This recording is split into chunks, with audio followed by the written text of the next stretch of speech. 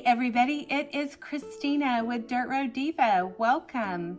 If it's your first time here, this video that you're on today is part of a video series that we're doing on the devotional journal 100 Days of Believing Bigger. There's details in the About section below that will tell you where you can find this journal if you'd like to purchase it and follow along with us, or you can follow along here on YouTube. Each Monday, Wednesday, and Friday, we do a new video where we dig into one day at a time. We are still on the topic of identity, and we are narrowing our focus into the thought that you are a vessel. I have a question for you. What if what we see as our weaknesses are actually our advantages? Society leads us to think that perfectionism is the only way to go, but that is actually a lie. Imperfection not only gives us a chance to grow and to become more like Christ, but it also teaches us to rely on God. And it gives us an opportunity to relate to other people when it's genuine and people know that you have been in the place that they're at, maybe some of the same weaknesses that they are struggling with, then they can relate to you in a way that they can't relate to other people. That brings us to our verse today. It's written by the Apostle Paul in 2 Corinthians 12:10. Let's go ahead and take a look at that. Today we're going to be reading the NIV version. That is why, for Christ's sake, I delight in weakness, in insults, in hardships, in persecutions, in difficulties. For when I am weak, then I am strong. In today's reflection, the author writes that as God renews us and meets us when we're down, He has an open window to come in and supply our souls with healing and with wisdom, helping us to get back up and show others how to rise and move forward as well. You know, there's so many things that come to mind with this thought. Maybe you are walking through a season of grief right now, and one thing that helps you get through it is knowing that others have been through it before you, and to see that one day they are able to smile again.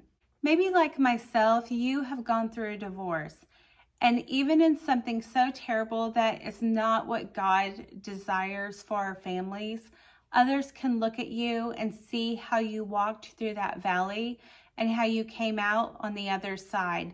And in that, they find hope.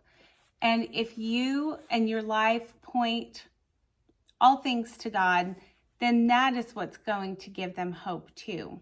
If you're wallowing in misery and have just given up hope and given up thoughts of a better future, then you are not going to be blessing anyone else who's going through the same struggles. Instead, you're going to be pulling each other down. So let's step into what God wants us to be, which is a vessel to other people. The strengths that God gives us are clues to how God wants to use us, where we can work, where we can help, and where we can minister. The areas that you are strong in can elevate and improve someone else's life. And the same goes if someone else is strong in an area that you're not, they can walk alongside you and show you how to go down that path in a godly way and also improve your life. And that's how God designed us, to have those relationships where we encourage and uplift each other. Our journal prompt for today says, where and when have you felt like you're not good enough or already enough? Well, I have shared in past videos and a little bit even in this video today, areas where I felt like I was not good enough. I felt like in different times of my life that because I was not a mother yet, that I was not good enough to serve in children's ministry in certain ways. But you know what? That was a lie that Satan wanted me to believe.